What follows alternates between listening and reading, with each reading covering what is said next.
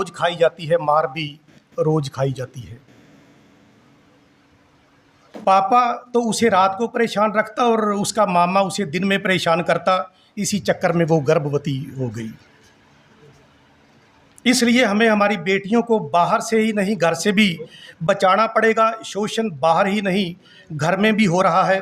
इसलिए अपनी बेटियों को मजबूती से पालना होगा, उनमें समझ विकसित करनी होगी ताकि वो अपना बड़ा बुरा देख सकें। मैंने बहुत दुख देखा है, इतना तो सीता मैया ने भी नहीं देखा होगा। मेरी ज़िंदगी में कभी सुख नहीं आया, मुझे सुख के दिनों का इंतज़ार है। बेटी मिलने आए और खर्चे का डर भी हो, कितने दुख की बात है। इसे कोई व्यवस्था समझ सकती है क्या? अकेली औरत को देखकर लोगों की नीयत खराब हो जाती है। जब मैं 12वीं कक्षा में हुई तो एक वाल्मीकि जाति होने के कारण मुझे क्लास में सबसे पीछे बैठाती थी। अगर मैं किसी प्रश्न का उत्तर न दे पाती तो मेरी बहुत पिटाई करती थी एक टीचर। अब मैं इसकी ज़्यादा बीच बीच में अपनी बात रखता रहूँगा। पुस्तक जहर जो हमने पिया, संपादक श्री अशोक कुमार गर्ग, मनोज छाबड़ा जी, राजकुमार जांगड़ा जी। अशोक कुमार गर्ग जी के बारे में परिचय और साथियों के बारे में परिचय परमानंद शास्त्री जी देंगे अभी। यह किताब समर्पित है दुनिया की तमाम महिला सफाई कर्मियों को, जिनके कारण यह धरती रहने लायक बनी है। संपादकीय टूटी डंडी के कप बदलने होंगे, अपने आप में ही यह एक बहुत बड़ी बात है। सफाई कर्मी विशेषतः महिलाएं समाज के सबसे निचले पायदान पर हैं और सबसे अधिक रौंदी जाती हैं। श्रेष्ठता हीनता बोध पैदा करने का सहज प्रशिक्षण देना अन्यायपूर्ण सामाजिक ढांचा। आम बात प्रचलित रहती है, क्या वाल्मीकियों के बच्चों जैसे लग रहे हो क्या? समाज का सबसे कमज़ोर तबका, यही वह वर्ग है जिसने इस धरती को रहने लायक बनाया है। सफाई का काम जो सबसे अधिक महत्व का काम है, उसे समाज में जो स्वीकार्यता और सम्मान मिलना चाहिए वह क्यों नहीं मिलता? कच्ची नौकरी छूट जाने का भय। सदियों से ऐसी ही जिंदगी जीते हुए यह समुदाय अच्छा जीवन जीने की उम्मीदें खो बैठा है। निराशा और अस्थिरता में जीते हुए ये महिलाएं जीवन के रंग, सपने और उम्मीदें खो चुकी हैं। लेकिन क्या बिना रंगों, सपनों और उम्मीदों के जीवन चल सकता है? यह संपादकीय टिप्पणी जो श्री अशोक कुमार गर्ग जी द्वारा लिखी गई है, उसमें बीच बीच में से इनके भीतर बहुत सारे सपने, रंग और उम्मीदें दबी पड़ी हैं जो बाहर आने को आतुर हैं। हीनता बोध से ग्रसित इन महिलाओं में आत्मसम्मान की बहुत कमी है। जी हमें कौन पूछता है, हमने तो आज तक किसी कमिश्नर की शक्ल तक नहीं देखी है। क्योंकि ये सारे आत्म कथन 8 मार्च महिला दिवस 2021 और 15 अगस्त के बाद सारी बातचीत के बाद उभर कर सामने सर बात रखेंगे। परंतु हम इन 2 दिनों के साथ एक और दिन जोड़ना चाह रहे थे।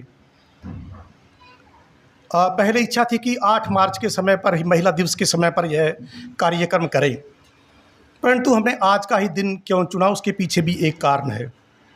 कल 23 मार्च को बहुत सारे कार्यक्रम होंगे स्थानीय स्तर पर। पूरे भारत में भगत सिंह, राजगुरु, सुखदेव को याद किया जाएगा। आज हम एक दिन पहले उससे यह कार्यक्रम उन शहीदों को समर्पित भी कर रहे हैं। खासकर उस वृतांत को जो शहीद आजम भगत सिंह और उनके सफाई कर्मी बोगा के साथ जुड़ा हुआ है। बोगा सफाई कर्मी क्योंकि वो दलित जाति से थे और भगत सिंह से लगातार बात होती रहती थी उनकी। वो सफाई करते थे भगत सिंह की जेल कोठड़ी की, और भगत सिंह उसको माँ कहकर पुकारा करते थे कि तू मेरी माँ है। और वो बोगा कहता है कि मुझे माँ क्यों कहते हो तुम?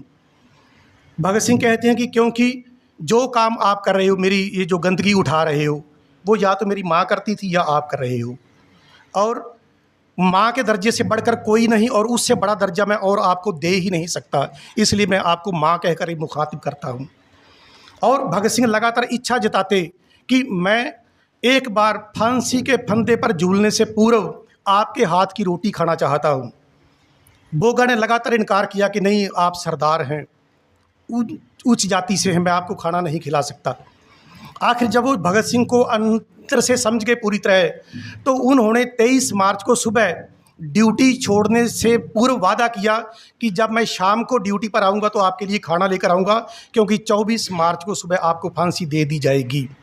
परंतु क्योंकि अंग्रेज़ी सरकार ने 24 मार्च सुबह का इंतज़ार नहीं किया और सारे कानूनों को, जिसे हम बड़ी न्यायप्रिय और कानून प्रिय कहते हैं अंग्रेज़ों को, उन्होंने 23 मार्च शाम को फांसी दे दी। जब बोगा वहाँ पर आया रोटी लेकर, उसने देखा कि कोठरी में तो भगत सिंह नहीं है। पता लगा कि भगत सिंह, राजगुरु सुखदेव को तो पहले ही फांसी पर चढ़ा दिया गया है, और बोगा फूट फूट कर रोए कि मैं भगत सिंह की अंतिम इच्छा पूरी नहीं कर सका। वो भगत सिंह उन सफाई कर्मियों के दर्द को कैसे समझते थे, इसलिए हम चाहते हैं कि हम भगत सिंह की उस चेतना को भी साथ जोड़कर चलें। महिला दिवस 8 मार्च, गुरु जम्बेश्वर विश्वविद्यालय हिसार का ऑडिटोरियम। लगभग 2000 दर्शकों के समंदर में ये महिलाएं उठती गिरती लहरों सी अंत में बादल सी बरस गईं। इन महिलाओं को समर्पित होकर महिला दिवस सार्थक हो गया। स्वतंत्रता दिवस 15 अगस्त, 100 के करीब महिलाओं की मंचीय प्रस्तुति, उमंग और ऊर्जा से भरी सांस्कृतिक कार्यक्रमों को प्रस्तुत करती 40-50 साल की ये महिलाएं बच्चियों सी मचलती हुई हवा के झोंकों सी बह रही थी। दर्शकों में बैठे इनके परिवार वालों ने भी शायद इनका यह उजला रूप पहली बार देखा होगा। यह रचनाओं के फूटने का क्षण था। जो रचनाएं इस किताब में है, सभी में जहर जो हमने पिया। उनकी आत्म कहानियाँ सुनकर लगा कि वास्तव में ये महिला सफाई कर्मी वीरांगनाएं हैं, जो अपने जीवन की विकट परिस्थितियों में एक साथ अनेक मोर्चों पर जूझ रही हैं। मुझे लगता रहा है कि हम पुरुष, अशोक कुमार गर्ग जी का ये कथन है, महिलाओं और लड़कियों को एक इंसान के रूप में नहीं देख पाते हैं। हमें यह एहसास ही नहीं कि औरतों को भी पुरुषों की तरह खुशी, दुख, पीड़ा, सुख, आनंद, परेशानी आदि का अनुभव होता है। हम उन्हें केवल उपभोग की वस्तु के रूप में ही देखते हैं। इन महिलाओं को सदियों से प्यार और सम्मान नहीं मिला है। शायद इसीलिए ये प्यार और सम्मान को हजारों गुना करके लौटाती हैं। गलियों नालियों की गंदगी को साफ करती हुई ये महिलाएं समाज की गंदी मानसिकता को भी ढोती हैं। पानी नहीं, अपमान पीती हैं।